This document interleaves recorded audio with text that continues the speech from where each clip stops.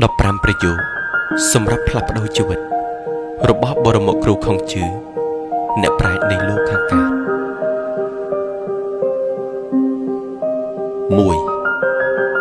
ដើរយឺតមិនសំខាន់ត្រូវបន្តដើរទៅមុខកុំឈប់ 2. កុំបង្កើតមិត្តជាមួយមនុស្សដែលអន់ជាងអ្នក 3. ពេលខឹងខ្លាំងចូលគិតអំពីផលវិបាកជាមុនសិន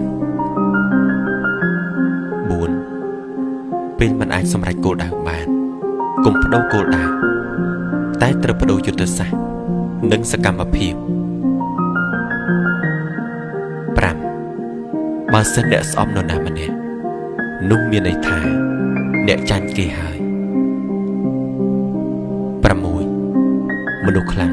គេស្វែងរកអ្វីដែលមានក្នុងខ្លួនគេមនុស្សអន់ស្វែងរកអ្វីដែលមានក្នុងខ្លួនអ្នកដទៃ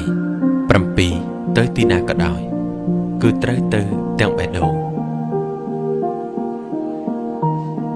8. ណែនាំតែមនុស្សណាដែលចង់ចេះ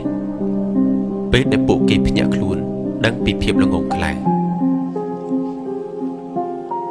9. សម្លឹងតែប្រយោជន៍តូចធ្វើឲ្យខូចប្រយោជន៍ធំ 10. បើពួកគេស្ដោះទឹកមាត់ដាក់ខ្នងអ្នកមានន័យថាអ្នកកំពុងដើរនៅពីមុខគេ 11.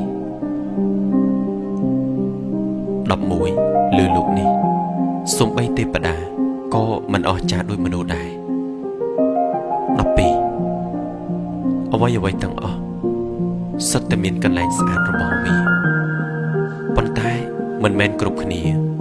សុទ្ធតែមើលឃើញកន្លែងស្អាតទាំងអស់នោះទេ 13. មនុស្សដែលអាចរើភ្នំមួយចេញពីផ្លូវបានគឺចាប់ផ្ដើមពីការរើដុំថ្មតូចម្ដងមួយដុំចេញពីភ្នំនោះ 14. មនុស្សអាក្រក់យល់ថាធ្វើអំពើល្អគ្មានប្រយោជន៍ដូច្នោះពួកគេមិនធ្វើទេពួកគេគិតថាធ្វើអំពើអាក្រក់តិចតួចមិនបាបទេដូច្នេះពួកគេធ្វើវាហេតុដូច្នោះហើយ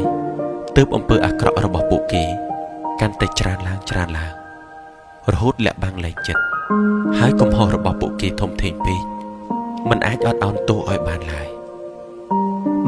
15. មានតែមនុស្សឆ្លាតបំផុតនិងល្ងងបំផុតទើបមិនចេះផ្លាស់ប្ដូរ